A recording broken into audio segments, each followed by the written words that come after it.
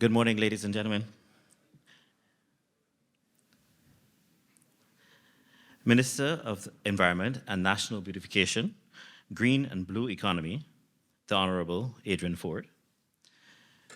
The Minister in the Ministry of Finance and Economic Affairs, Honorable Ryan Strawn.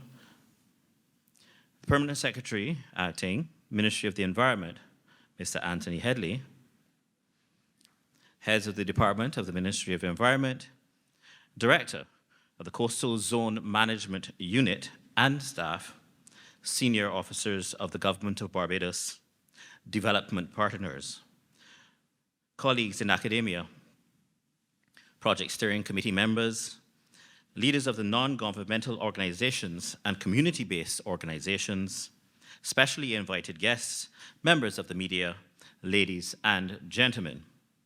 Welcome to the Inception meeting of the Barbados Marine Spatial Planning process.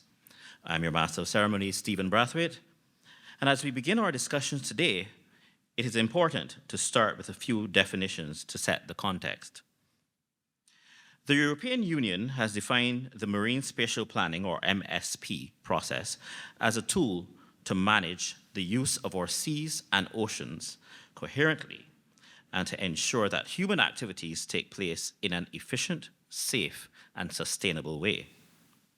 UNESCO and the IOC has defined marine spatial planning as a public process of analyzing and allocating the spatial and temporal distribution of human activities in marine areas to achieve ecological, economic, and social objectives that have been specified through a political process.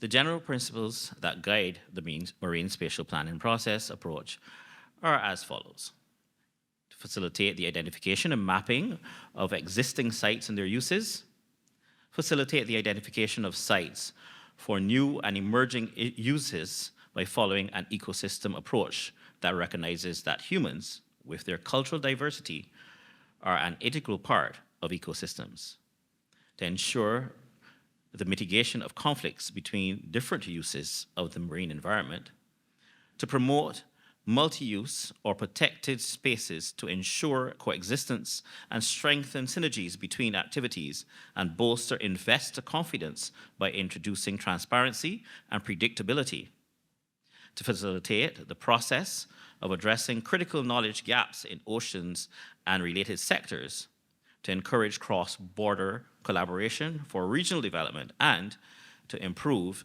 capacity building using transformative technologies. Ladies and gentlemen, your attendance and participation in this process is paramount to the success of the MSP process and subsequent management plan. Of course, you will be privy to greater detail of these areas very shortly. But with all that being said, I wish to invite the Director of the Coastal Zone Management Unit, Dr. Leo Brewster, to share welcome remarks for today's meeting. Dr. Brewster.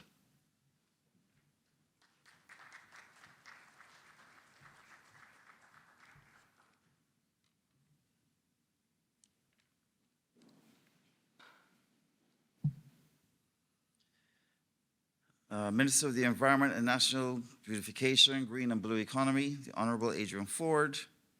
Minister of Finance in the Ministry of Finance and Economic Affairs, the Honorable Ryan Strawn. Permanent Secretary Acting, Mr. Anthony Headley in the Ministry of Environment. Heads of Department within the Ministry of Environment. Coastal Zone Management staff, senior officers of government, developmental partners, colleagues in academia, project steering committee members that are present here today, leaders of non-governmental organizations, specially invited guests, members of the media, ladies and gentlemen. Welcome to this Marine Spatial Planning Inception meeting convened by the Coastal Zone Management Unit and hosted by the Marine Spatial Planning team.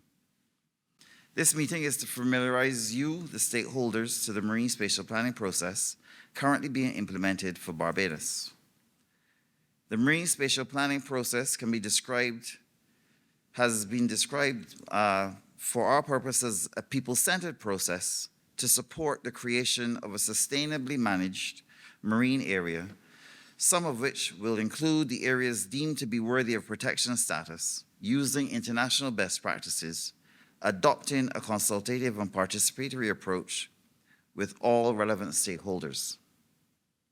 As complex as that may sound, the success of this process is highly reliant on your active participation as stakeholders. Since the signing of the definition deal in September 22, with the primary partners, the Inter-American Development Bank and the Nature Conservancy, the Coastal Zone Management Unit has been supporting the development of various integrated working streams in rolling out the MSP process. This meeting is intended to present, among other things, some of the current activities that are underway, the science used in attaining data and information, the communications and public outreach initiatives that will be rolled out shortly, and the requirements for stakeholder engagement directly in the MSP process. Through the rollout of these activities in the coming months, you, our valued stakeholders, will be encouraged to share your significant knowledge and information in your particular areas of expertise that will have a direct bearing on how this MSP develops. Some of you may know that Barbados has an ambitious target for the MSP delivery, and through stakeholder consultations such as this, which will be organized at times most convenient for you, it is intended that your contributions will be incorporated into the plans as they develop. We recognize that this meeting's time today may not have been convenient to all, especially those who ply their livelihoods on the ocean. We thank those of you who have made this special effort to attend. Again, welcome to the MSP Inception meeting. This is a unique learning experience, and I hope that you will provide your necessary questions and comments when the feedback sessions are opened. This is only the beginning, and we will be reaching out to you in the marine sector as stakeholders starting in April. Thank you very much.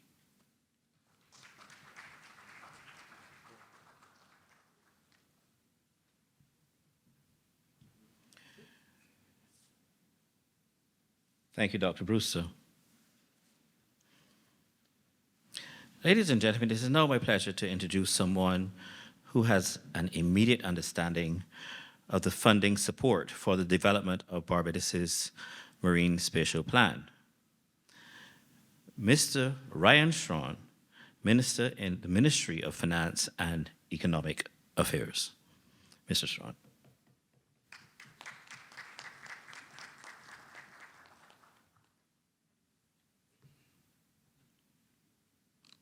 Good morning, everybody. Protocol having been established, I'm really excited to be here with you this morning. I want to signal to all and sundry that this is a very important day, but the effort to be able to achieve environmental sustainability is a long-standing one for which I think Barbados has a very long and proud history.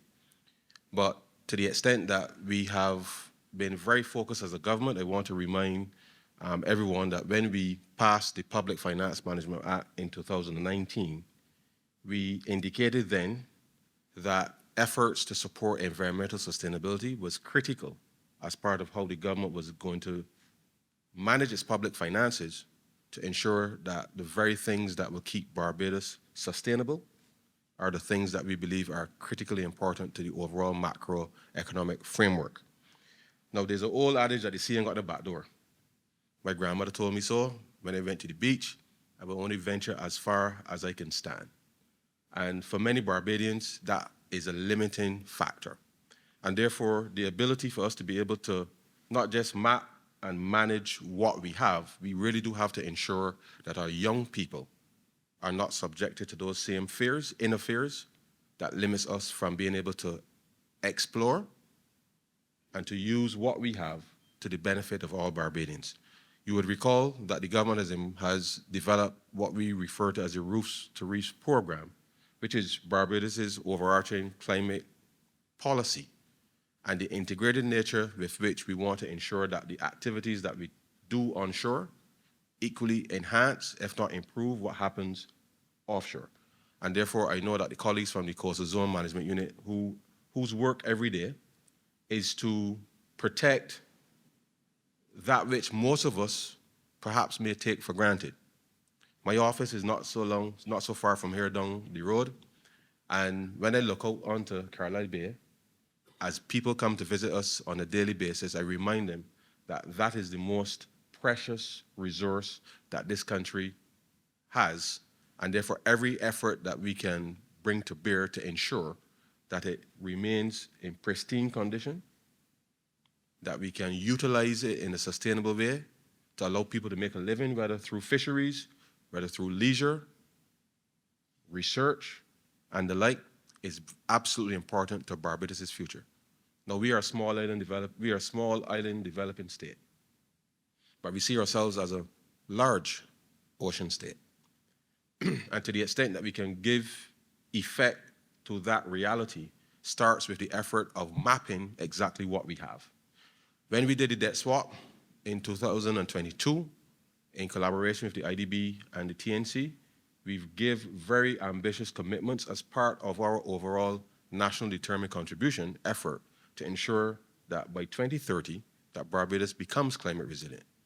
And all of you in this room, I know I'm preaching to the choir, but your work now has to go into every nook and cranny across Barbados. And the resources that we have just voted in the 2024-25, $5 million of the debt savings from that will help augment the resources that you already have to ensure that this work, as well as the other work that you are contemplating, can continue apace. I remind you of that initial commitment, as I said, in the Public Finance Management Act, because in addition to the resources from the debt swap, any unclaimed trust assets or assets that may be in the financial system, we've dedicated that 50% of those unclaimed assets will be vested into the fund to help further accelerate the implementation and the resources that are available. That is the seriousness with which the government has taken this exercise to ensure that there is absolutely no limiting factor with respect to the execution of this work. Equally, we are currently pursuing a debt for climate swap, which will upgrade the South Coast sewage plant to tertiary. And I know I'm not the scientist here, but obviously, given that right now there is discharge into the marine environment, I am sure that at the conclusion of that exercise, that many of you in this room will breathe an even greater sigh of relief in being able to reuse that water such that the marine quality, nearshore quality, will be enhanced, and hence the policy coherence in relation to the commitment, not just for environmental sustainability, but given that Barbados is acutely water scarce, we have to ensure that we manage every single drop of water that we have. And therefore, we continue to work to be able to bring solutions to support the long-standing work that the Coastal Zone Management Unit and others, stakeholders in this room, have built to ensure that Barbados can have a sustained effort at achieving environmental sustainability, but overall to ensure that the climate resilience is built. I look forward to the development and the implementation of the plan to support the conservation works along the West Coast, because I know that having just signed the loan with the IDB to do those 5 specific projects, you would have heard in the budget, the Prime Minister signaled very clearly that we will be providing tax credits such that the efforts that are required to help enhance or limit beach erosion, to do the necessary protections that are required for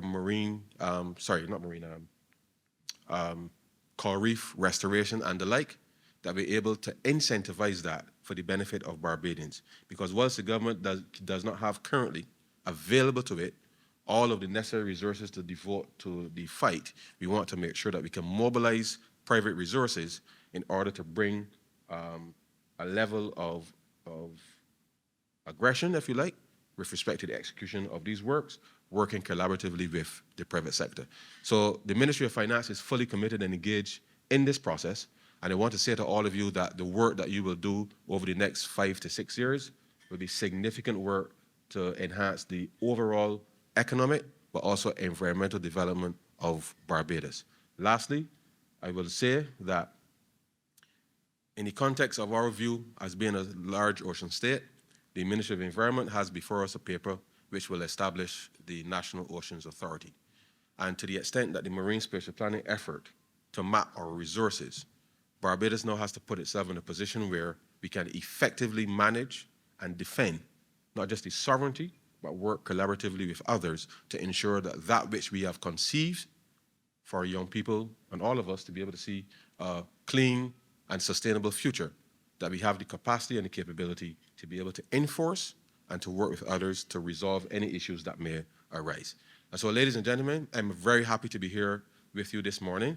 The Ministry of Finance, as I said, working collaboratively with the Ministry of Environment, will continue to ensure that we support these efforts. And I want to urge you to ensure that as much as you all in this room know every little bit that you know, you must share with the population to get them on board to ensure that they can do what they have to do every day to support these efforts. Ladies and gentlemen, thank you very much.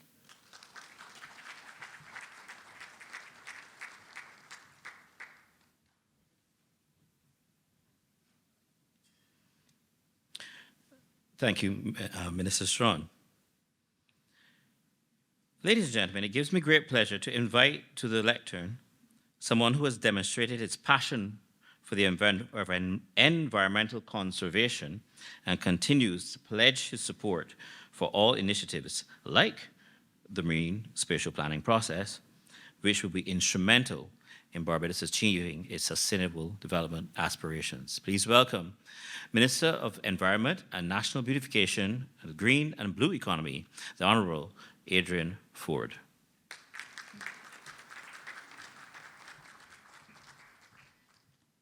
Thank you all. I may be a little vertically challenged. Yeah. A pleasant good morning to one and all. Protocol, of course, established by my minister colleague, Minister Strawn. And I just want to say that it is a good day. It's a good day for all of us. It's actually the day that the Lord has made for all of us in the ocean space, the hydrosphere, as we may call it. And I want to say that there's a saying that the journey of 1,000 miles begins with one first step. I want to add my voice and make some changes to that to say that the journey of 1,000 miles in the ocean begins with one first stroke, because we're swimming here. And I want to say, although this is a nascent exercise for us, as it relates to a marine spatial plan, we are not going to drown in our efforts to make sure this plan becomes a reality. And we are going to ensure that as we swim to every single nook and cranny of the ocean, that we are going to achieve not only the sustainability that we expect, but equally the balanced, ecologically, the livelihoods that we are supposed to improve. And so that in the next 5, 6, 7 years, that Barbados can say to the rest of the world, we are ensuring that our marine sustainability is like no ever or no other. We are on the cusp right now of ensuring that the ocean is demarcated in a special way.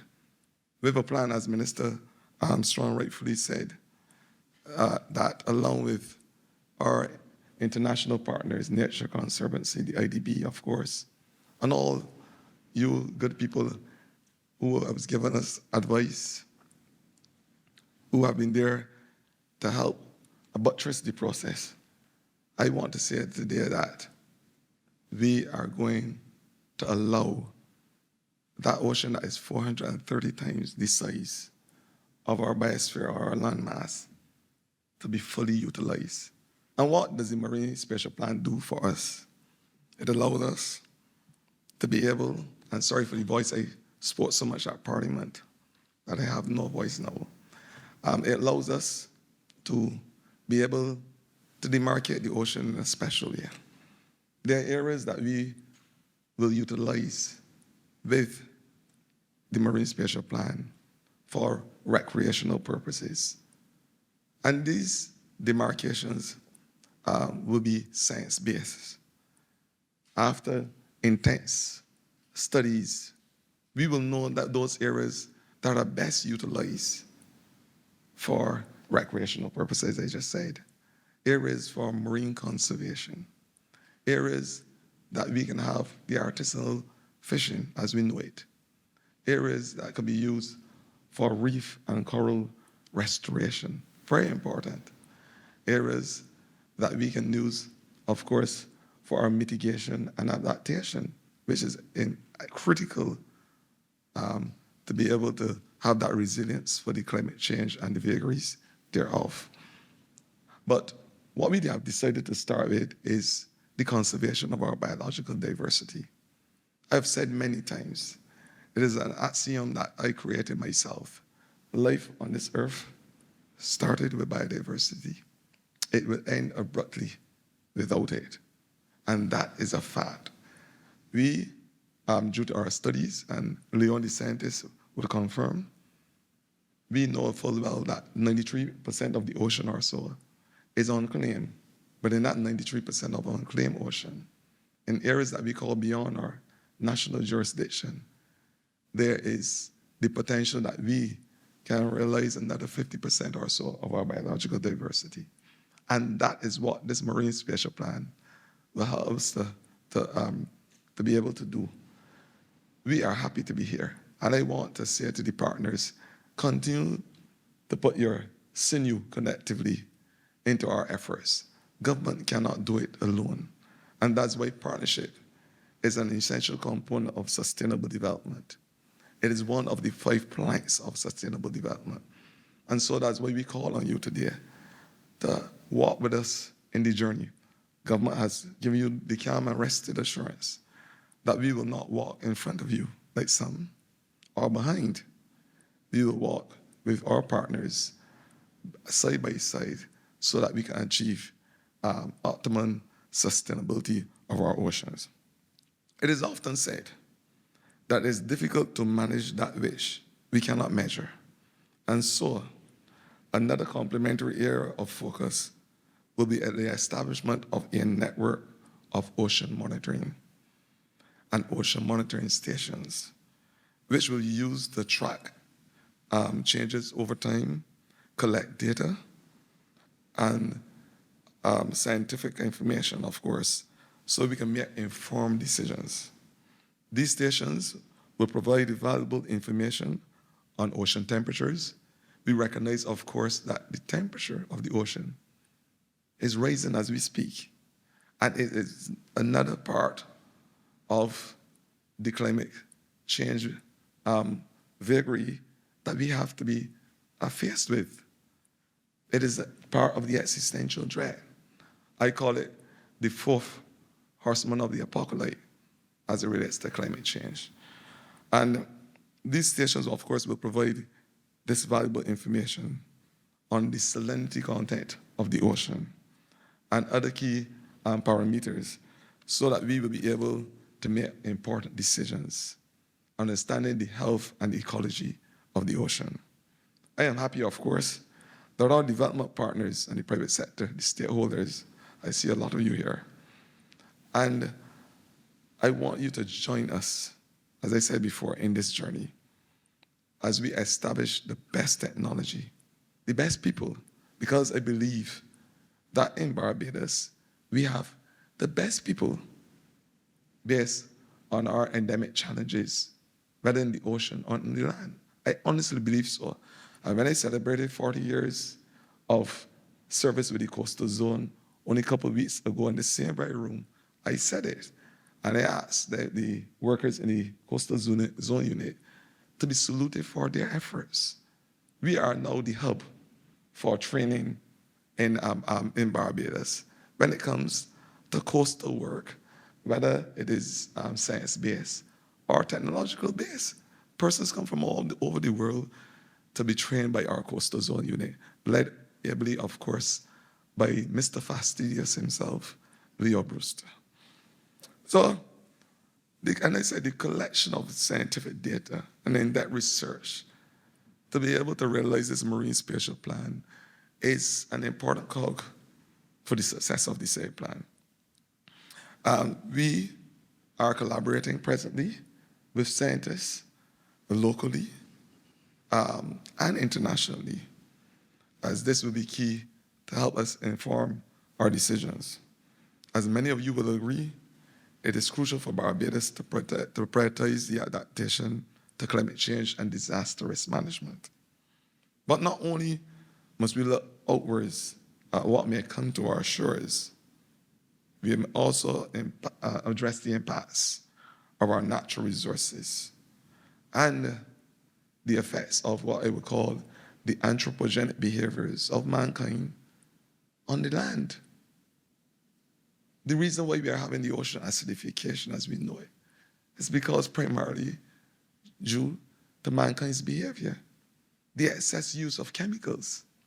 I said the other day that sargassum may very well be the response of the anthropogenic behaviors of mankind. There's the extra acidification of the ocean. Here comes omega ugly because of its mechanism to sequester. It's one of the biggest sequesters in the ocean. It sequesters the carbon dioxide from the roots and the stems of the algae. And it's able, by sequestering the carbon dioxide, to alkalinize that which was acid, the ocean. So it is a homeostatic reaction of the sea. I believe that Mother Nature reacts in a homeostatic way. What we would call in a sense as a dynamic equilibrium. If you do A, B is going to happen to bring that balance. Same thing with us. I'm sure in this cold environment, a lot of our hair will sit down on the surface of our skin to protect us and allow the heat to remain on our body. Same thing happened in the ocean. You acidify it, up comes the sargassum to be able to sequester carbon dioxide to help neutralize that acidity. And equally, we recognize, because after doing a series of tests, that it is able to sequester a lot of harmful chemicals that are in the ocean as well. So we have to be mindful that the ocean has its own mechanisms as well. So when we embark on a marine spatial plan, we are taking all these things into consideration. What we are doing inland, so that's why education must become an important part of the conversation. How we educate Barbadians and those who come to our shores about what is expected in terms of good ocean policy, ocean consideration, and of course, how they behave in what I would call the biosphere or the land. Because the two are intimately connected. There is what we scientists would call an unequivocal gamos. Ladies and gentlemen, I'm sure you will agree that paramount to the success of this initiative is the people-centered approach that we are taking through this process. That is why you are here, people-centered. We are acutely aware that by involving all citizens in marine conservation efforts, especially if we work towards the realization of Barbados' Marine Spatial Plan, we can create a sense of ownership, because that is what it is for us.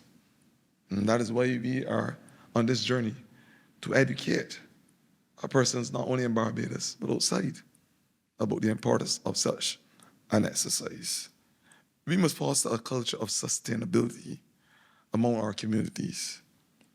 We must allow those on all ends of the spectrum, the young, the old, persons in the differently able community, because there must become an important part, a hub of the conversation as it relates to ocean governance, ocean consideration, and the policies that we set.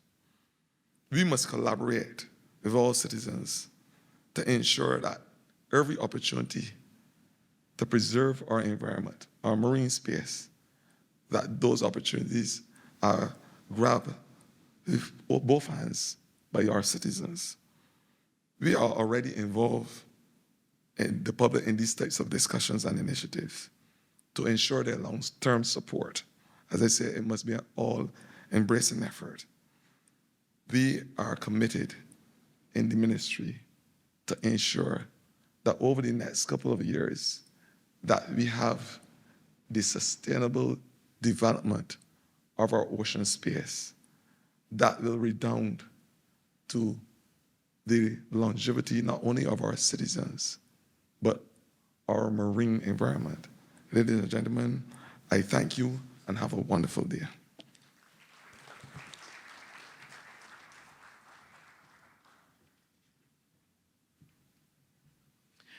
Thank you, Minister Ford.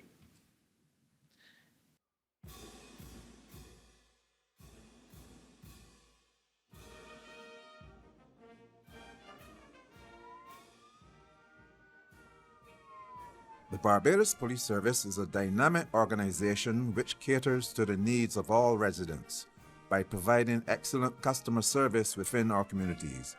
We are excited to inform you that we are recruiting new members to our ranks and welcome your participation. We are building the Barbados Police Service within our communities. Are you smart, skillful, motivated, ambitious, reliable, and talented? Smart to fulfill your life's dream. Smart to chart career opportunities. Smart to make a difference. Smart to pursue economic sustainability. Smart to enable change.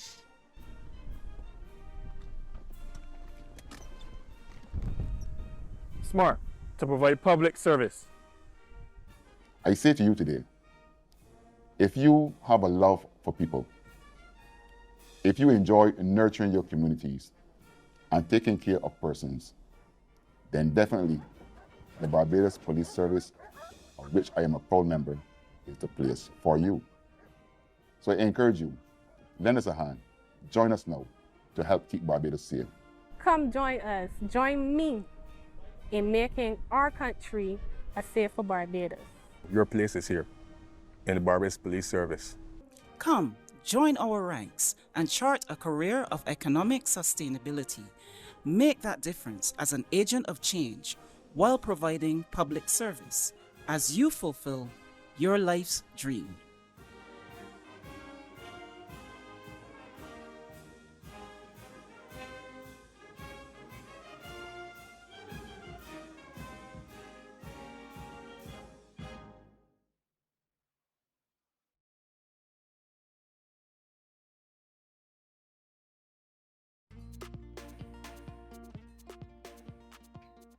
Hi, my name is Senator Shanika Roberts-Odle. I'm currently the acting CEO of the Barbados Medicinal Cannabis Licensing Authority. Long name. We call it the BMCLA. I'm here to talk to you today about a closed loop system. What that really means is our licensees are really only allowed to sell to other licensees, except in a few very specific areas.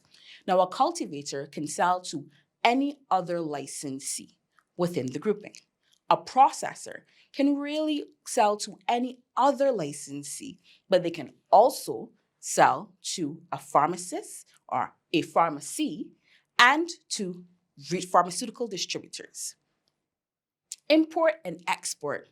The names are kind of self-explanatory. Now, an importer can sell to any other licensee, but an exporter is really and truly for the purpose of selling outside of Barbados.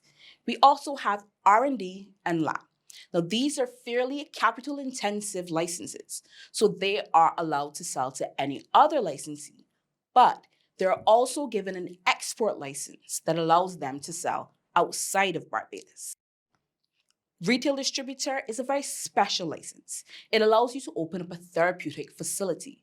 Now, that particular licensee is allowed to sell to other licensees, yes, but their purpose is really for the purpose of allowing the public to be able to enter their facility and make use of the products produced within the industry. And finally, transport licensee. Now, a transport licensee doesn't really sell a good, they sell services. And therefore, a transport licensee allows other licensees to move their goods from one point to another. For more information, visit our website at www.bmcla.bb.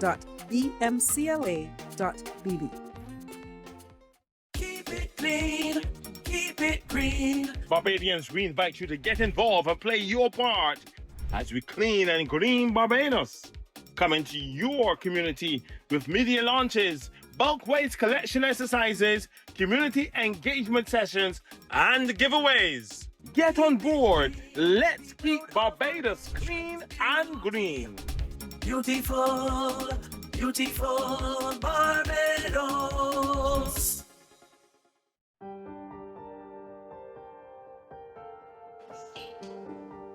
Hi everyone, I'm Dr. Danielle Reed Malilo and I'm a general physician, and today we're going to talk about diet for obesity prevention.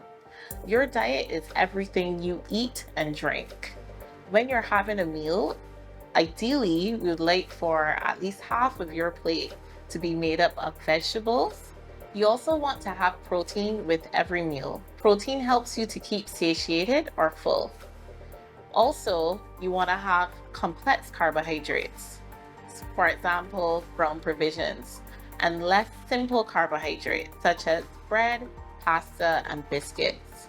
Water should be your main beverage. You want to increase your water intake because it's good for your body.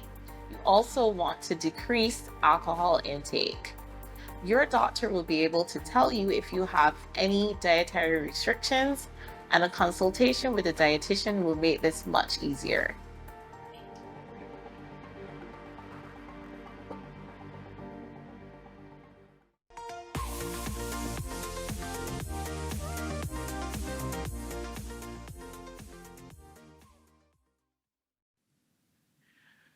With every new initiative, you need something that will draw your attention to it and achieve the buy-in of all persons who it will affect, not just the persons who are immediately involved in the process.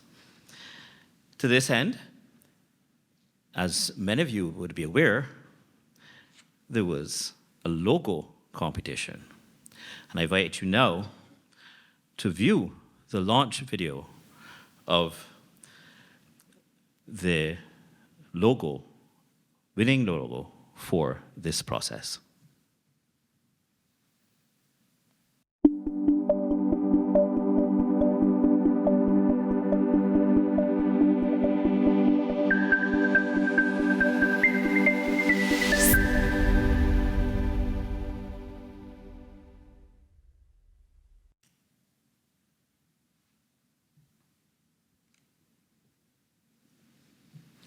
I think you agree that that image speaks and encompasses everything that has been said so far.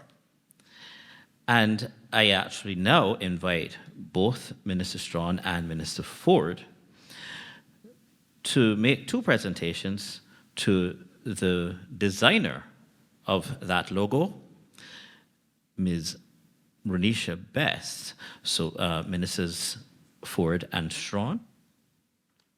I think we might, well, they're a little large, so I think we might just want to do it just in front so that camera and press may be able to achieve better photos.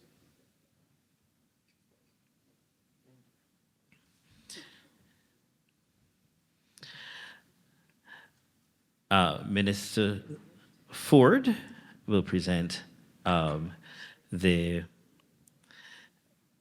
small tokens or prize to Ms. Bess.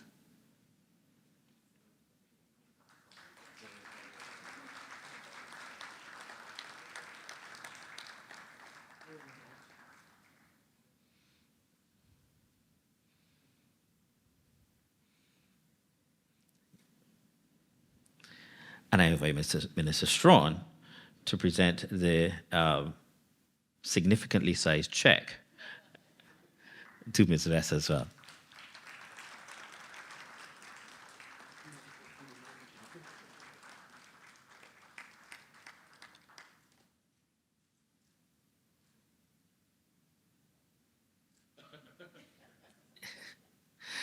Ms. Bess, I will invite you now to the lectern to give us some insight into the production of this wonderful logo and its significance to the process.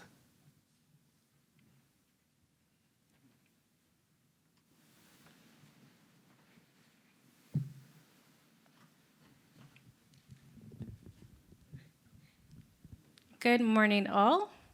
I am truly, truly grateful to be the winner of this logo competition and to be the recipient of this award. When I first did my research, I realized the goal of the marine spatial planning is to create balance between users and uses of marine space. And that was the inspiration for the logo.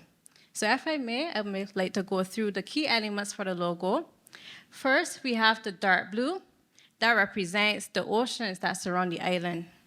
Then we have the light blue that represents the waves and the beaches. We also have the person that is holding the trident that represents Barbadians, including everyday beachgoers, fishermen, and hoteliers. We also have the turtle pattern, and this particular pattern is that of the hawksbill sea turtle, which frequents our shores.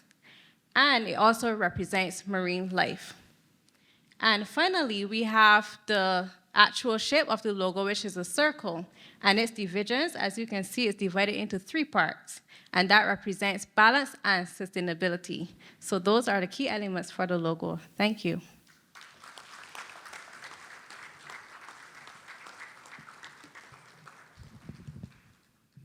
Thank you, Ms. Bess. I have to admit, I did not know that that was a hawksbill turtle pattern. I've seen many hawksbill turtles while I've been scuba diving off the shores of Barbados, and I should have recognized that, but I think that you did an excellent job and you're well deserving of your prize. And when we go beyond this room and when we go out to the public, we need a space in which they will find out what is going on. What is this process? What does it involve? Who does it involve? Who does it benefit? And what are the benefits? And to do that in the most efficient way, I commend the planners for going the way of digital. And there is actually the Barbados Marine Spatial Plan website. So I now invite you to view the video which will launch that website.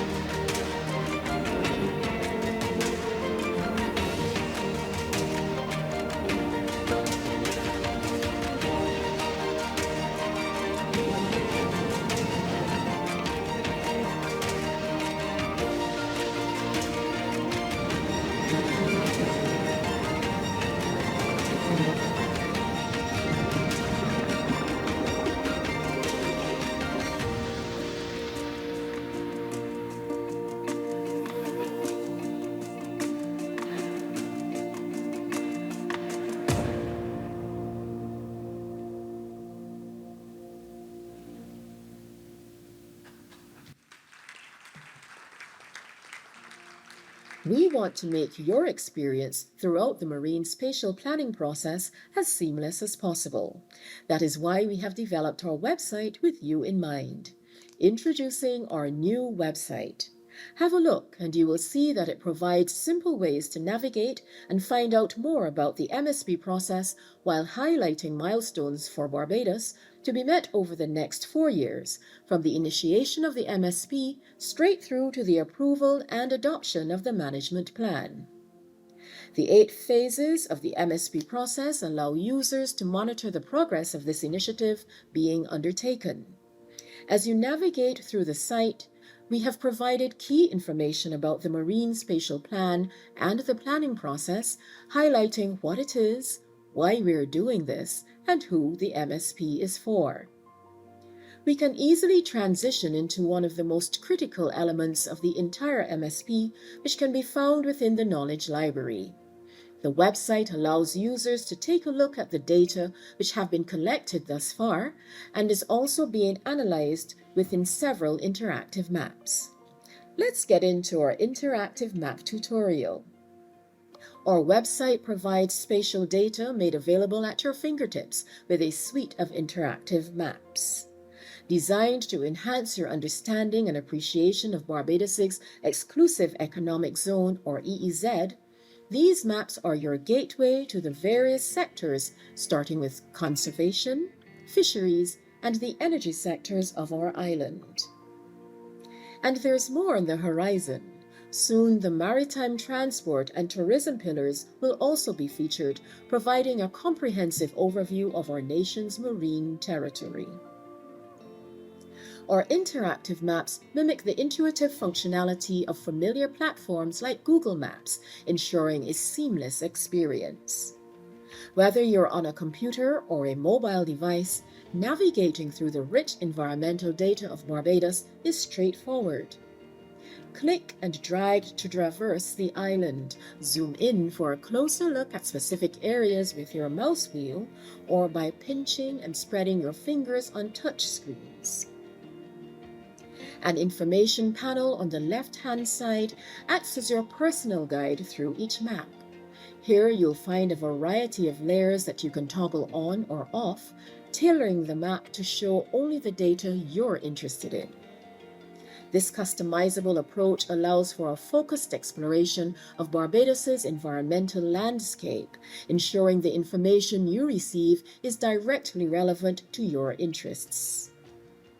With the help of our Legend tab, the various symbols and colors on the map become meaningful indicators of specific data features. This key decodes the map's visual language, making it easier for you to understand the significance of different data points and geographical elements at a glance. By clicking on any point of interest within the map, a pop-up window will emerge, offering detailed information about the specific area. This feature allows for an interactive learning experience, providing you with in-depth data about each location's environmental aspects, challenges, and initiatives. Our commitment to environmental education and management for the MSP means that these maps will be continuously updated with the latest data sets.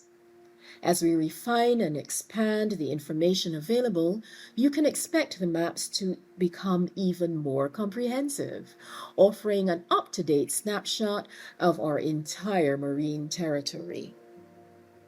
Should you have queries, we have developed a range of FAQs which you can also find within the Knowledge Library.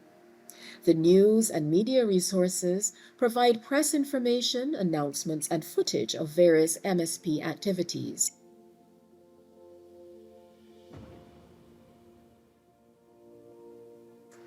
Also view our past and upcoming events on this website, and feel free to contact us as we endeavor to remain accessible to you. This is the Barbados Marine Spatial Plan being developed for Barbados by Barbadians. Join this important undertaking to assist us in effectively managing our marine resources to ensure sustainable development for the future.